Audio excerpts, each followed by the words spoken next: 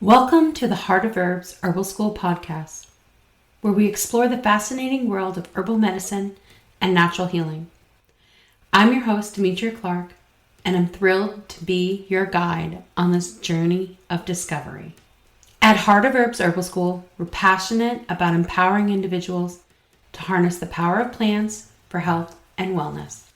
Through our podcast, we'll dive into topics ranging from herbal materia medicas, clinical herbalism, sharing insights, interviews, tips, and wisdom to inspire and educate our listeners. There you go. Hi, this is Demetria Clark, the director of Heart of Herbs Herbal School, and this is the Heart of Herbs Herbal School podcast. And today I have the illustrious Bevan Cohen with us today.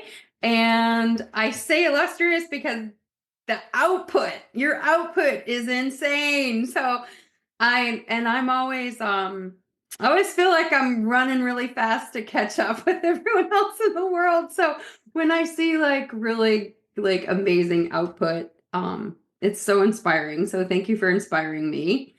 And thank you for being on with us today. So please tell us a little bit about yourself. Well, first, Demetria, thank you so much for having me on the show. I've been called many things, but I don't know if I've ever been called illustrious before. So thank you for that. That's really nice. You're making my day here for sure. Well, like you mentioned, my name is Bevan Cohen, and I'm from Small House Farm, which is a sustainable homestead project in central Michigan. So that's me in a nutshell. That's awesome. And so this is what I've picked up from you over the years, that you do everything. And this is what I think one of the reasons why I've always really admired the work that you did is that you do it as a family unit. Am I right? I mean, this is like a family affair. Oh yeah, it's all Your four of us. wife, your children, everybody is involved, and I love that because that's how Heart of Herbs was. I mean, Heart of Herbs was written with I was nursing one kid and the other one was running around the house. I mean, it was literally like a family affair. And I always like that because I feel like you can really get that from your work and from your website. Can you tell people where they can find your website before we get too far into everything? It's easy. Small House Farm. Oh, you froze up. Can you say that again? Oh, of course. Smallhousefarm.com. All right. So everybody, that's smallhousefarm.com. Get your own commercial going. All right. So you have many books out there. Yeah, that's true. That's why you're so illustrious. Okay, so we're in Michigan, and in Michigan in the wintertime we get a lot of snow, and so it really slows down a lot of other activities. Like we're not out in the garden as much. We're not doing maple syrup yet. It's really a time of we say peace and reflection, right? But it's also very busy because I spend a lot of the winter writing. So over the years, I've gotten, I guess, pretty efficient with writing. We published our first book. It was a self-published book that we did in 2018. And well, it's really just kind of spiraled from there. I've worked with a number of publishers since then, and I think that we have had a book come out every year since 2018. So whatever that number is, yeah, Wow. that's quite a few. It's quite a bit. But it keeps me out of trouble. If I'm not writing, I got to be out splitting wood. So. Yeah, no, I get that. I get the wood split thing. I'm in Virginia now, but I grew up in the White Mountains. I know what splitting wood means. So you're familiar. So anything to stay in the house writing, that's kind of my thing. Yeah, well, I'm tempting my husband to get me a wood stove cooker for the barn because we have a big fire down there and that's where we hang out in our off time. So I thought Oh yeah. if I could do dinner in there too, I can stay in the uber warmth longer. So I think I'm getting it. Oh, that's awesome. That's very cool. That's very cool. I'm a little jealous of that. That sounds like fun. Yeah, so it'll be able to do both things. But so you have put out, let's see, 18, 19, what, 6 books? Yeah, I was gonna have you do the math for me. Yeah, Yeah, I'm guessing here. I mean it's technically maybe more than that. So in 2023, I did a series of books for Timber Press, and Mhm. so they were state by state guides. So we actually did one. It was for Michigan, Indiana, Ohio, Wisconsin, Illinois. So that year, technically, we did 5 books. But I just counted as one because, you know, Dang. yeah, so it's busy. We're really busy around here. I don't sit still very well. So in the wintertime, it's a really good way for me to harness that energy that I have. In the summer, I'm able to burn it off. We're out in the garden. I travel a lot. We do a lot of things. It's a very, very busy place, but it's nice to sit down and, try to collect everything that's going on in my mind and put it on paper. Or put it on paper. Listen to how old I sound. So, type it on the screen. I understood. You tell me you're using Post-it notes, I'll know what that is too. Right.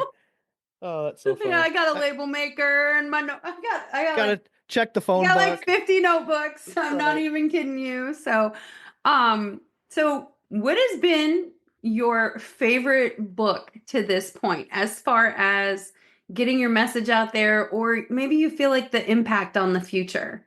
That's a really great question. So I'm going to answer that with a few different things. So Okay. I would say that possibly my favorite book was my first book. It's called From Our Seeds and Their Keepers, and it's a collection of stories that I collected from seed savers that I met traveling around. I go to a lot of seed swaps and that sort of thing, and I was meeting a lot of older folks that have been preserving these family varieties of different fruits and vegetables and things. And I had these opportunities to sit down and they would share their stories with me, and we collected them into this book. And I have a little sentimental attachment to it, I guess, because it was my first book, but it was also just really fun to work on and to meet these people, and then to collect those stories, to preserve those stories as well. Just like the seed savers preserve the seeds, we were able to save those stories. So that was really special. It's like a Um, song catcher. yeah, it totally is. You know what I mean? Like once those I always try to Hmm. This is like this totally verklempt, right? Saturday Night Live from the 80s, people. But I always tell my kids my grandfather's stories and my mom's stories, and because we're losing them to 30-second sound bites. And Yes. you put these together for the next generation. Yeah. Wow. That's Yeah. like that is something to be massively proud of. I appreciate that. I'd met in that adventure, I met an old lady in Kentucky whose name was Sylvia, and we originally connected over a variety of corn that her family had grown. And we spent hours and hours, even on the phone with Sylvia talking, and she shared so many stories, all these things she could remember. At one point, we weren't even talking about the corn anymore. She was telling me stories about she remembered when she got sick as a little girl and her mom would go out in the woods and collect plants to make medicine, and she'd be telling me about that. And I was just writing and writing everything that she'd say.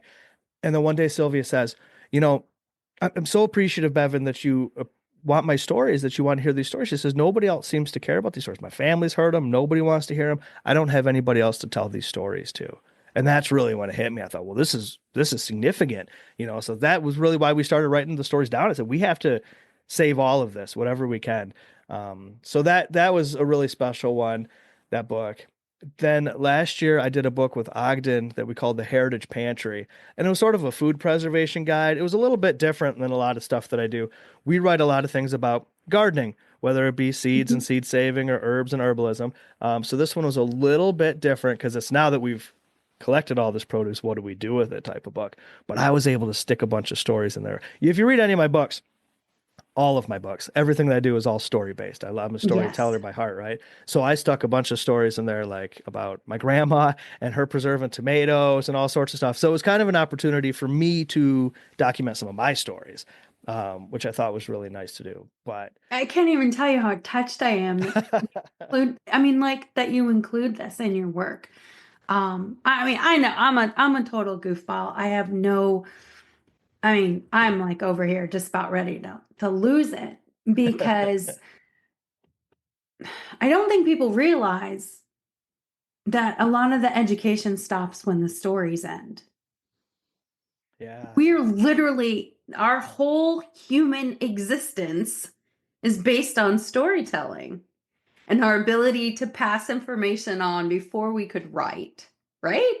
Oh, Or we absolutely. could do mass communication. Every town, village, the town crier, the person who traveled from here or there with the stories. Like when we lose these stories, I think we lose what it means to, I don't know, I guess this sounds corny, but what it means to be American, because we're both in America, but Sure. those are our roots. Those are our plant roots. Those are our people roots. Those are everything. And the fact that you're collecting and sharing this is just that you have and you continue to do so in your work is one of the reasons why you get the term illustrious. Nice. Well, and I think that's an important thing that you're touching on, the importance of storytelling. And I think that, even outside of America, like any place, all over Absolutely. the world, storytelling has played such a role in passing down information from one generation to the next. But if we wanted to fast forward even to these modern times with these 30-second snippets that you'd mentioned, that sort of thing, there's still a value in storytelling that takes place today in this fast-paced world that we live in. I mean, even if you think of like what they call it, content marketing, right? Right. It's even I'm social no good media. at that. No, sure, but the social media that tells a story that has that engagement is going to do well, because there's something Yeah. inherently inside of all of us that responds to that. Whether it's long form or short form storytelling, people respond to it because they love to hear that story because maybe it's just ingrained in us that we know that that has value. So, I think it's also, we like to know we're not alone. oh yeah, So yeah. when you're listening to us, when you're sharing, someone's story about a plant or a garden or whatever, and say, I read it, I'm like, that's my papa. Like, we all can make these connections, or, oh, I did that with my babies. I wonder if that's because they're from the similar area of the country as, my grandmother was. And so I think it really helps to continue these threads. And then we see the younger generations taking these threads to new technologically Right. advanced areas, right? But I think it's amazing. So I love that you put that in your work. So I just felt like I wanted to, I don't know, talk about that for a little while, because I just think it's so cool that um your work includes people, you know? Yeah, sure. And I've even found as a teacher that storytelling works. It's such an important tool. Even if the story is just to draw people in and to get their interest, now they're paying attention to what I'm saying, that we can have these as a teaching opportunity. Yeah. Yeah, storytelling is powerful. And I'm lucky to be in situations where I find not only are folks willing to share their stories with me, but then I have the opportunity to share those stories with an even wider audience.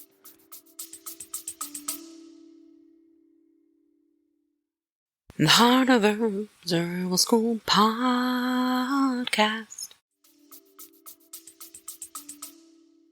My grandfather would have loved you. He I used to appreciate that. record stories from uh, people from his town who lived through the Depression and served in the Second World War. He would go and Oh, wow. interview them. So I don't know, so we have copies of all of that, but he was very much the grand storyteller. So he would be really enjoying looking over all your material if he was still with us. So Oh, that's awesome. yeah. So, all right. Tell us a little bit about herbs and every season. Yes. So This is coming out soon. I'm so excited. it's coming out like right away. Yeah, I gotta March. get I gotta get a copy of it. Like, You so, gotta. You yeah, would yeah, love it the yeah. most. So it comes out March 25th. So if your listeners are listening before that, we're doing pre-sales. We're doing pre-orders right now, so they can still get a copy of it ordered. And the pre-orders that we're doing come with some great gifts as well too.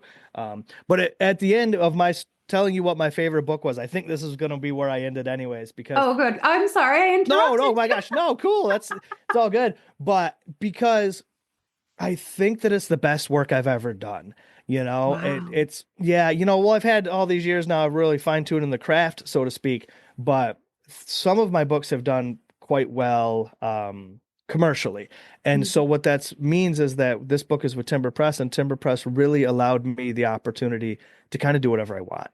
And when you're working with a larger publisher, sometimes that's not always the case. They Yeah, have, yeah. specifics that they want to do. Like with I this couldn't book. choose my own covers.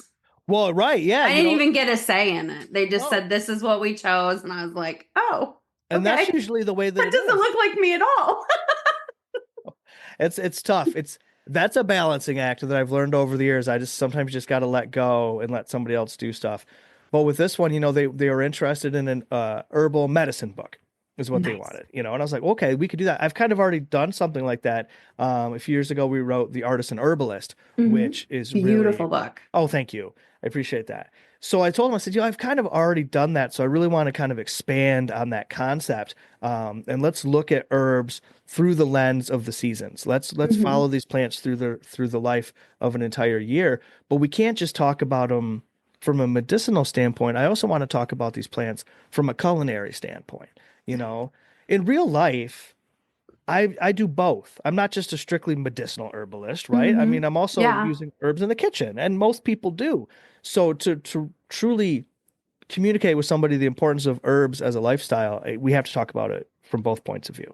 And they were like, okay, you could do that if you want. And I was like, well, thank goodness, I've already written like 45,000 words. Well, that's a good thing we're on the same page because let me Right. tell you, it's done. It's already done. I'm turning it It's in. already done. Oh, that's So awesome. yeah, it came out really nice. So we broke it down seasonally. We started with spring. Hmm. And I mean, depending on your philosophy, the seasons could start at any point. So you could really pick Yeah. this book and just open it up at any stage. But we started with spring and worked our way through the seasons. So each season features plants that predominantly exist for me in that season or are plants that I need in some way during that season, right? So we Oh, really took wow. this seasonal approach. And then we talk about herbs in the kitchen, we talk about herbs in the apothecary, but I also have to talk about growing or foraging the herbs, where to find it, habitats, that sort of thing. So it's really the most inclusive thing that I've ever been able to write. It's really it's jam-packed full of info. It's pretty awesome. It sounds incredible. So I mean, I'm a clinical herbalist, blah, blah, blah, blah, blah.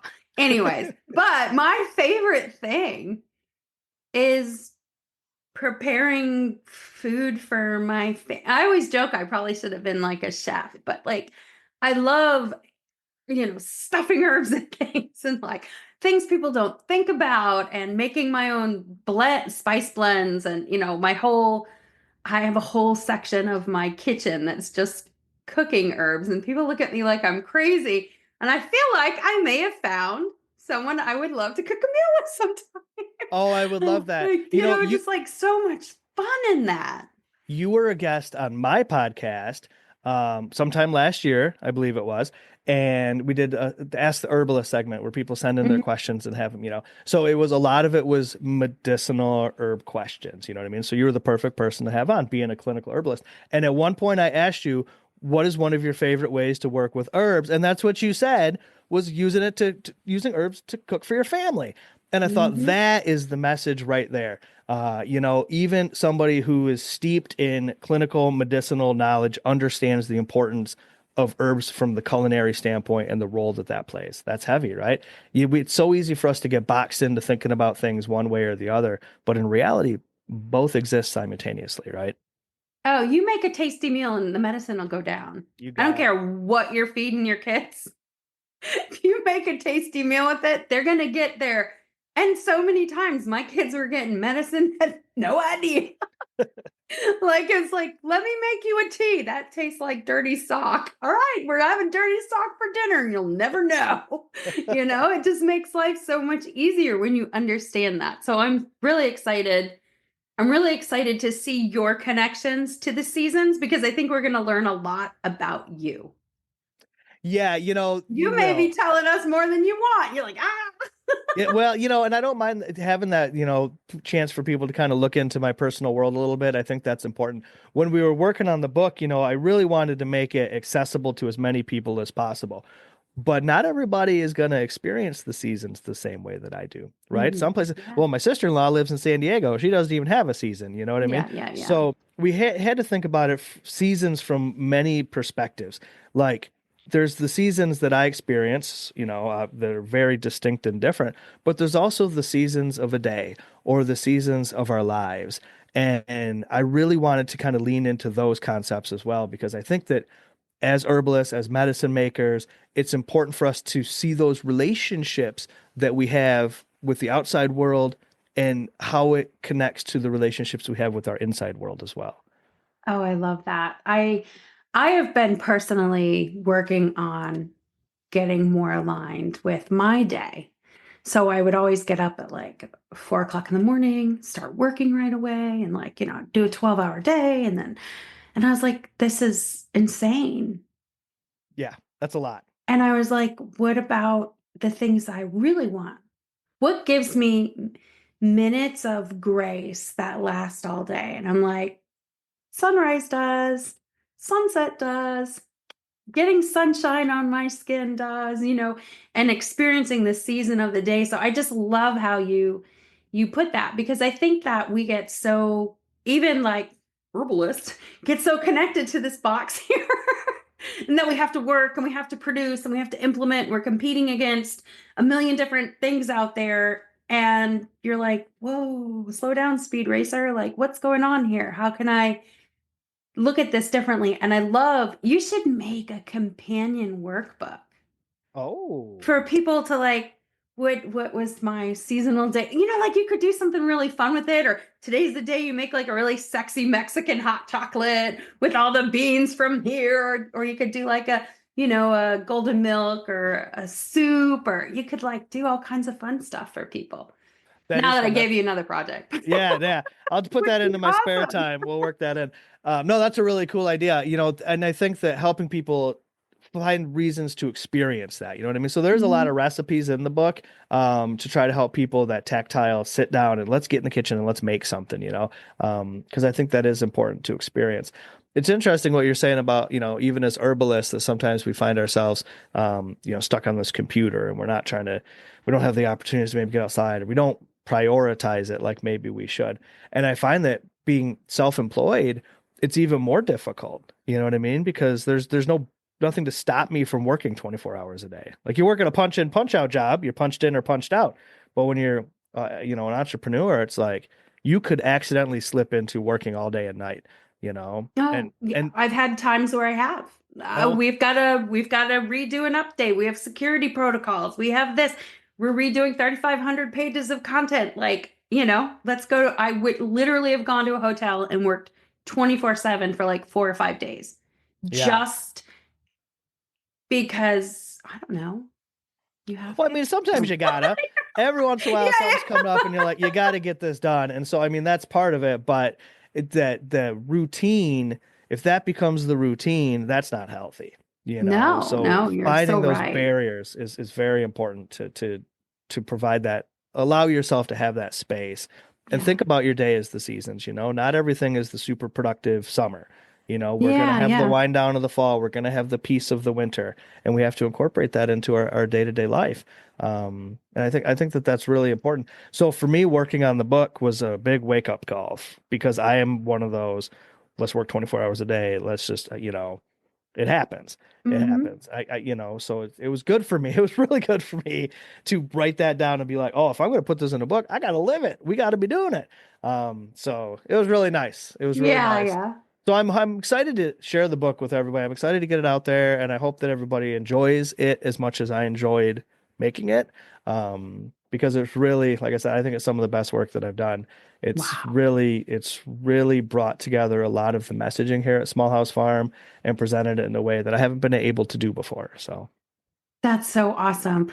So, what do you think will be the favorite recipe in say the that book? again. You broke up. I'm sorry.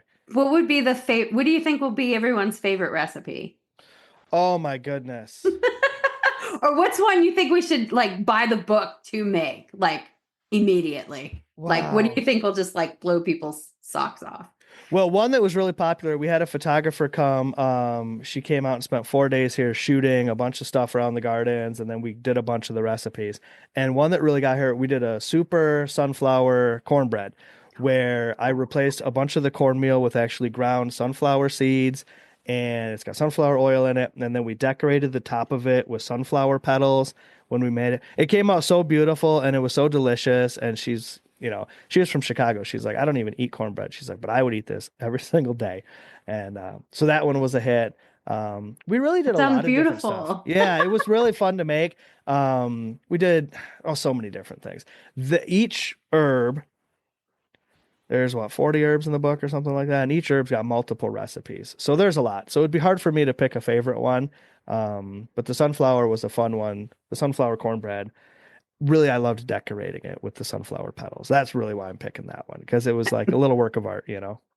I think that's probably the perfect reason. There is somebody on Instagram who decorates breads and cakes with flowers, and every time I see it, I'm like, oh, I want to do that. So I can understand why you like that. I'd actually seen somebody had done a focaccia bread and it was very beautiful. And that was my inspiration. I was like, I'm going to try to do this. And mine did not turn out that beautiful, not as beautiful as this Instagram photo, but it was still nice. And that's the cool thing about it is everybody that's going to make that is going to do it differently and they're going to express themselves differently and they're going to make it themselves. It's going to represent them personally. And I think that's an important thing when we learn about herbs to understand how personal it is, whether it's in the kitchen or it's in the apothecary, everything's very unique to where you are, who you are, whatever ailment you're trying to cure, all of these things are very specific. And that's sort of the beauty of it, that it really gives us these opportunities to celebrate our uniqueness, right? Yeah, absolutely. I am not a fan of herbalism or cooking or anything that it's like, this is the only way it's done. I'm like, no. I will intentionally do it differently just because they say that. For sure. No, so we try to do that with those recipes too. All of them are like, I kind of like doing it like this, but maybe you could try doing something different because, well, why not? I mean, that's part of the fun of it, like especially in the kitchen, the experimentation that you can do, to try different things and to not be afraid to fail. That's the beauty of the whole thing. So we really try to lean into that and help people just find joy in herbs, right? Yeah, I love that. So, is there anything else you want to tell us about this book and why we have to run and get it from your website pre-order? Because that helps the authors, people, right? It's huge. It's tremendous. It helps the authors. And look, I know we all have had plenty of those boxes on our front porch. Yeah. From all kinds of places. No names. I don't want to be taken out, but but there is something really important about purchasing from the author. It really does a lot for them. So can you tell us why we need to get this from you immediately? Well, Because I'm going to order it when we get off the phone. Oh, you're awesome.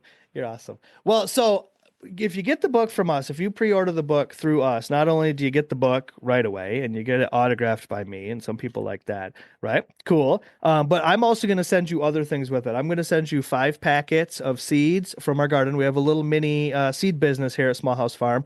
So I'm going to send you 5 packets of seeds right from our farm, likely herbs and flowers. But who knows what kind of gems we're going to come across that we're going to send. So that's going to be a surprise. And then you also get a 6-month paid membership to our Patreon community. Automatically, as soon as you buy the book online, you get the email triggered, sent right to you, to sign up for the Patreon. So it's 6 months for free. And that includes a ton of perks and benefits. So as a Patreon member, you get exclusive content, you get bonus episodes of the podcast, you get all sorts of different things. And some tiers you get seasonal herbal gift boxes sent right to your door. So more boxes on the porch, right? So you would get, but they're from you. They're from me, and they're handcrafted. So every season you will get a box of seasonal herbal products, whether it's teas and tinctures and salves and sauces and lotions and seasoning blends and all sorts of different stuff. It's always different, and it is one of the most fun things. I love getting to do it because, at Small House, we sell a lot of herbal products on our website. We have a whole store there. So those products, we've been offering those things for some of them for years and years, and I got to make them in bulk, and I'm making tons of them all the time, and that's the way that it is. But these ones, these are not available on the website. These are unique products that only come in these packages. So it allows us this opportunity to kind of experiment on a smaller scale and make different things and play with the seasons and have a lot of fun. So it's been making things really fun to be making these different products again. It's been really nice. So What I a cool appreciate it. gift. It is pretty cool. They're pretty cool. That would be like a good bridesmaids gift. Like you sign all your bridesmaids up for the thing and they get it for like a year, or you have a teenager that's into this kind of stuff, or you're like your aunt, or it just, all I'm thinking is like, what a cool, I would have loved when I was younger and I didn't know how to do all this stuff, but I was into it if someone had signed me up for something like that, I just would have thought it was amazing. But what a Yeah. cool thing to share with the community overall. Like, that's awesome. Yeah, it's been really fun, and they've been quite popular, so we like doing it. So the Patreon membership, that's another perk we're just giving folks if they pre-order the book. We just sign you right up to the program for free for 6 months, so they can kind of experience it Yeah. and see if it's for them and that sort of thing. And then obviously you get the book, which is the biggest deal of it all, Yeah. right? So we do encourage the pre-orders, and ordering from an author is always the best thing that you can do, as opposed to the nameless giant online store that sells things to people. Because when you order directly, everybody benefits more that way. Let's put it like Oh, that. yeah. Well, I found out at some point with one of my publishers, I was like, hey, my book's being sold at this place, and we don't actually sell it in this country. And they were like, oh, well, sucks to suck. They don't respect copyright law. And I was like, oh, okay. So, like, when you order from the author, it's not a counterfeit product. It's not, it's not the same with the herbal products. When you're getting them from the person, they're actually coming from the person. Right. And I know that sounds silly to say it like that, but I wasn't aware until about maybe 5 or 6 years ago. I ordered some, it was like a lipstick thing for one of my son's friends. I was like, oh, I'll get it for her for her birthday. That's what she wanted. And she was like, I'm really sorry to tell you this counterfeit. Oh And I my was like, gosh. what? And it was like a big brand. It was like total counterfeit cosmetic. And ever since then, it kind of like opened my eyes to like anything I put in my body. I really want to know who the provider is. And I know that sounds paranoid, but I don't know. I got nothing better to do. I'm getting old. Because I didn't know anything about buying makeup. So if I don't know about herbs, then I'm going to order from an herbalist. If I don't know about, cutting boards, I'm going to order a cutting board from the person that makes them, because I always kind of link that to, well, one, it's great and it's really a sustainable way to live, but also it just, I don't know, safety, So, I mean, I know I kind of went off on the rails here, so I apologize, but it's like, you get the book from the author, you know exactly who you're getting it from and who your money is directly supporting. And Absolutely. that's I what I'm mean, trying to get around and to. like you said, it's like that with everything. It's going to the farmer's market as opposed to the Mhm. grocery store. Yeah, The closer you can get to the source with anything, the better it's going to be for everybody. absolutely. Absolutely. So tell us about your seed library. You had to have known I was going to bring this up. Oh yeah, for sure. So seed library. So there's multitude of answers here. So it's a multifaceted situation with the seed library. So here at Small House Farm, we store and preserve a lot of seeds, all sorts of varieties. On the other side of this wall behind me is freezer chests full of seeds. All right, so it's sort of a seed bank type of thing. Mhm. And then what we are able to every year, depending on space and pollination isolation, we won't dig into that, but it's what we're able to grow here. We grow out every year, and then to multiply that seed, and then we offer it through our website to folks through our little seed store if people want to purchase these unusual and unique varieties, so then they can grow it in their gardens. And then that the whole seed preservation program that we have. And that's fun for us, but we had to make it fun for the whole community as well. So what we've gotten involved in 2017, I founded an organization called the Michigan Seed Library Network. And essentially we've developed a network of seed libraries all throughout the state. And what a seed library is, well, it's just like a typical library, really. You could think of it like that, where people will come to check out books. At a seed library, you come to check out seeds. You take the seeds home, you grow them in your garden, you enjoy it. And then in theory, in the fall, just like you would return your book, you return fresh seeds to the seed library to restock it so other members of your community have access to locally grown high quality seeds. And it's really taken off. As of now, there are 145 seed libraries in the state of Michigan. Wow. Yeah, right. And to put that in perspective, there's maybe 700 nationwide, and 145 of them are here in Michigan, right? So I mean, it's a lot of legwork. There's a lot of people involved. It's not just me. I helped found the organization. There's a number of volunteers that help. All the seed librarians doing all the work. It's grown. It's quite a serious situation. But it's not just isolated to Michigan. There's seed libraries Yeah, all yeah. over the place. So wherever your listeners are tuning in, they can probably find a seed library not far from them. And I would recommend the Community Seed Network. The Community Seed Network has a website that you can go on. It's got an interactive map, and you can find seed libraries or seed stewards near you as well. So you can find that. And we kind of replicated that idea with the Michigan Seed Library Network. We have a map of Michigan where everybody could find all the seed libraries that we have here. And, it's originally I was pushing a lot of like vegetables, garden crops, you know what I mean? Tomatoes and melons and whatever it might be for people to eat. But as it kind of shapes itself, the more that it's out there with the public, it's really become a lot of native plants. There's a lot of herbs. That sort of thing has really become some of the mainstays of a lot of these seed libraries. So it is a great way to get access to seeds for native plants for your region, herbs that you might want to grow in your gardens. It's really, really cool to see that sort of thing happening. So even here at Small House, our seed collection, our online store has really come into a lot of herbs lately. We are selling a lot more herbs than we used to.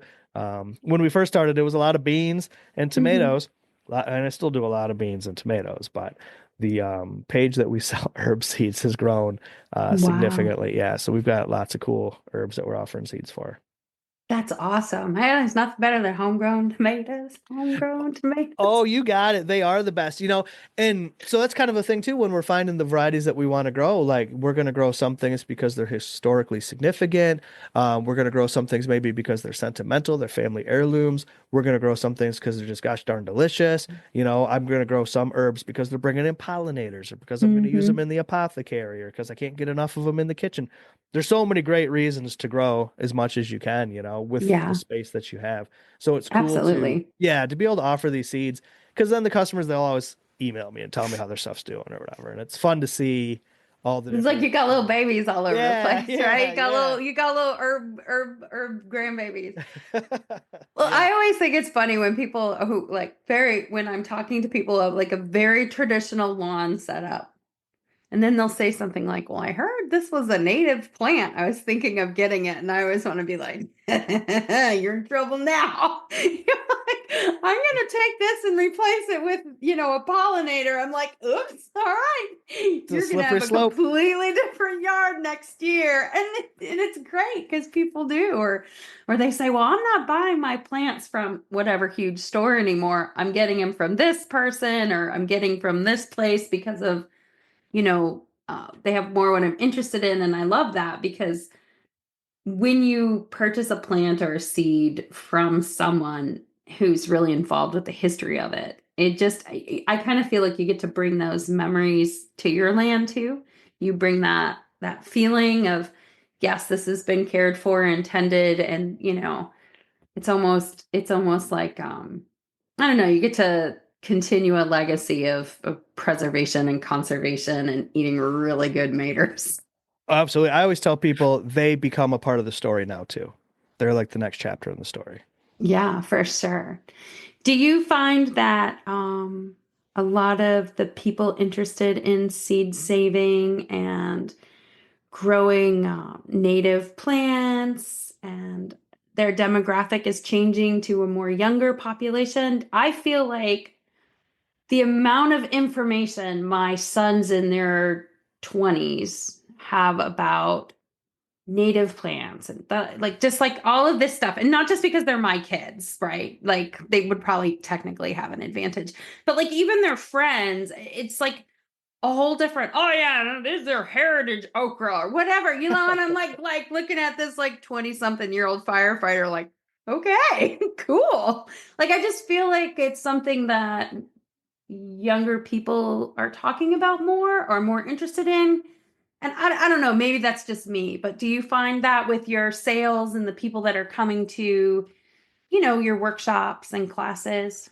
Oh yeah, I would agree with that. I would say that just generally interest in this sort of thing has grown with every age group. You know what I mean? Yeah, A that's lot true. of folks are really getting interested in gardening or growing their own or the benefits of herbs. But certainly more younger people now than I would have said 10 years ago, for sure. And maybe a lot of that does have to do with the social media, their ability to have access to very quickly all sorts of snippets of information And then with the algorithms, you look at one plant picture and boy, now you're just going to get a bunch of plant pictures, right?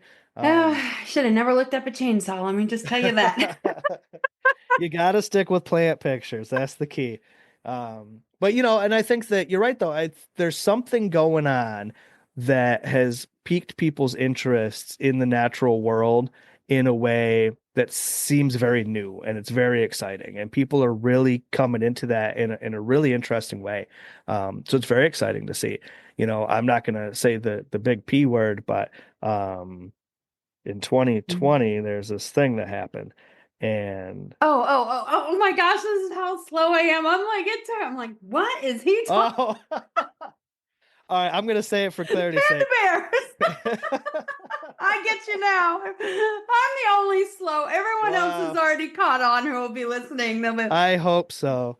Oh goodness. No. So in 2020, and that moment, the silver lining of that, if we wanted to see it, was all of a sudden people like eyes opened up to things in a very different way. And I think it's just been really, really cool to see people wanting to get back to the land or get back to, learning more about herbs or trying to grow their own food or whatever it might be. It's really cool. And I was so worried that, we'd have this big spike when it happened and everybody had a panic, that it would kind of peter out and it would be over with. But it really seems to have held on with a lot of folks that continued interest, maybe not everybody's doing sourdough bread like they were, but a lot of folks are still out there gardening and doing things and learning about plants. And it's so cool to see that because, well, as herbalists, that's like our dream come true, right? To see other people going out there and doing that as teachers, wanting to get people turned on to the land, seeing it happening in real time. That's pretty much the coolest thing. Oh, yeah. I've got to agree with you on that. I feel like, yeah, we may not all be out in our gardens as much as we were a few years ago or baking the sourdough bread, but I think from those experiences, people are like, I care who grows my vegetables. I care where they come from. I care who's baking my bread for my family in a different way. So I think even if they're not doing themselves, they are definitely supporting professions that are now Totally. offering those. But like I think farmers markets are just getting, I mean, I live in the middle of nowhere and there's probably 4 or 5 within a half hour. That's And awesome. I'm not sure if they were all there years ago because we were transplants, but I just feel like this interest has not waned. People are natural soap and they're just kind of continuing, maybe not doing the skill themselves anymore, but they're definitely willing to pay for that. They value it now. I really Absolutely. think. Yeah. I agree. So you mentioned classes. Tell us about the classes that you offer. Oh, yes. So a lot of the educational programming that we do is in person, right? I do a lot in the spring and in the fall. I travel all over the place. Like that's no exaggeration. I mean, I've traveled from LA to Prince Edward Island, you know what I mean? At all points in between. I love Prince Edward Island. Oh, I can't yeah. believe you just said that. Have you ever had their potatoes? I did not have their potatoes. Oh my gosh, they're seriously the best potatoes in the whole world. What? Yes. Okay. If you go there again, when you go there again, you have to go. And then my family used to have property there. Really? Yeah. My mother found these 2 little cabins or cottages, I should say, a long time ago. But anyways, it is definitely like I'm Prince Edward Island girl before the bridge. Oh, okay. Well, that's cool. I was only there the one time for a conference, but the point being, I travel a lot to teach. So I do a lot of that, but not everybody obviously can make it to these in-person things. So we did start a YouTube channel a while ago. So we were able to put some educational programming on through How do we find there. the channel? Oh, Small House Farm. All right. YouTube/Small House Farm. So it's a simple way to find all of our stuff. But one thing that we just recently did, that I was so excited about, is we connected with an organization called the School of Traditional Skills. And it's an online school and they offer classes for, you think about it, homesteading, they got it from, raising chickens to butchering cattle to also, you name it, they got it, right? And so they got a hold of me to do an herb gardening program for their school. So last summer, they brought this film crew out and they were here for many days. And we shot what turned into 17 videos, everything about herb gardening. And I'm talking like from like, where you're going to source your seeds to planting out your garden to where your sun is to soil testing, every step of it, all the way through harvesting, drying, and processing herbs, the whole gambit. And it's a beautiful class that they put together with all of, I mean, they followed me around for days with the camera and in the gardens, and I just told everything I know about growing these plants. And it's turned out to be beautiful. And that's coming out basically as we're recording this, it's coming out.